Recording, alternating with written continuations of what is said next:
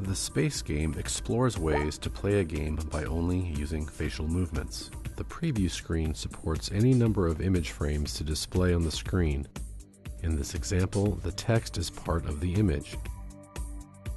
I can also configure the preview screen to overlay text upon one or more background image frames if I want to keep the text separate from the images.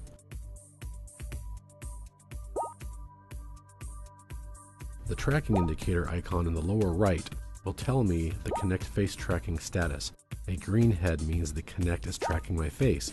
A red head means Kinect is unable to track my face, which occurs when my face is too close, too far away, obstructed from view, or rotated too far from center. A black indicator means the Kinect doesn't find a single joint from the player. Gray simply means it's been disabled for that game. Now I will control the wave using brow lower. I have to take off my glasses so that Kinect can see my eyebrows. Here you see Kinect lose track of my face due to my proximity. I must move back a bit so Kinect can reacquire my face. It's a bit harder to move the ship fully up and down because my range of eyebrow movement isn't as large as other face movements.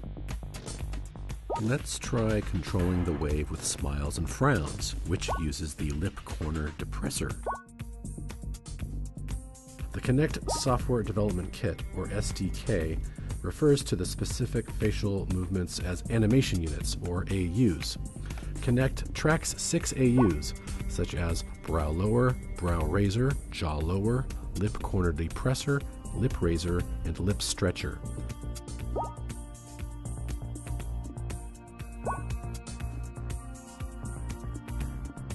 Now let's try using brow raiser, which refers to the extent of raising the outer eyebrows.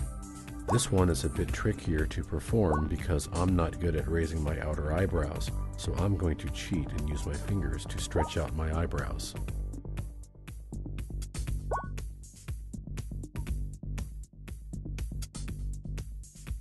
This game initially started out as a tool to help me visualize noisy data coming from the Kinect. The yellow line is a simple moving average indicator, like you would see in a stock market analysis chart.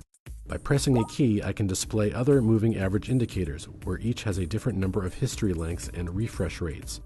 Average 1 has 30 elements in a list with which to take an average, and refreshes every 0.01 seconds.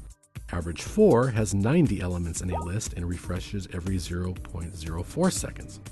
You can see the different response rates and movements along the screen for each moving indicator. The real-time value is colored red, and the Kalman value is colored pink. Kalman value refers to the simple Kalman filter that I apply to the AU value to smooth it out. Right now I am changing the interval rate and length of average 3. Then I start modifying average 4. The movement of the related colored lines will reflect the new changes. One major challenge in developing face games for the Kinect has to do with noisy data. This tool helped me create a balance between responsiveness and jumpiness as I applied data smoothing techniques when it came time to create the Mimic game. I set the Kalman filter settings to approximate the performance of the first moving average, represented by yellow. I can use this tool to see how long it takes the Kalman value to arrive at the desired point. All of the face tracking games in the Kinect prototype use Kalman filtering. As an experiment, I mapped the AU values to RGB color values of the squares surrounding the moving average data. I was curious to see how the effects of the color changes as I make movements with my face. These other moving averages could potentially play a role in future versions of the game. For example, an enemy ship or collectible item can ride the wave of another moving average, or cause a change in game state that will reward the player for keeping a facial movement within a certain range. This game mechanic can be rethemed so that the player is paving a road or laying down railroad tracks for a car or train to follow. The riding of the wave, which represents a delayed response to a facial movement, can be replaced with an instantaneous response to player facial movement. You can see the squares for average 1 and 3 fade out due to their average values approaching -1. You may have noticed by now that the space background slightly changes color from black to dark blue, depending on the Kalman value of the currently selected animation unit, which in this case is Lip Stretcher. In the space game, I can press a key to change which AU affects the wave on which the spaceship rides.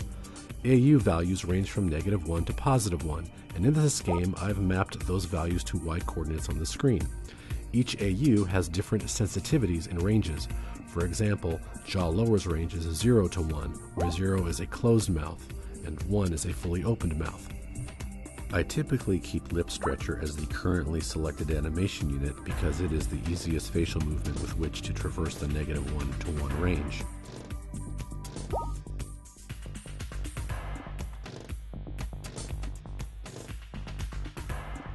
A future version of this game may involve two-player support where both players must coordinate facial movements to move the wave. Another possibility is having multiple players act as various ship officers, each with different responsibilities and movements. This could promote cooperation and team building for autistic children. It may also provide them a safe and fun way to practice social interaction skills.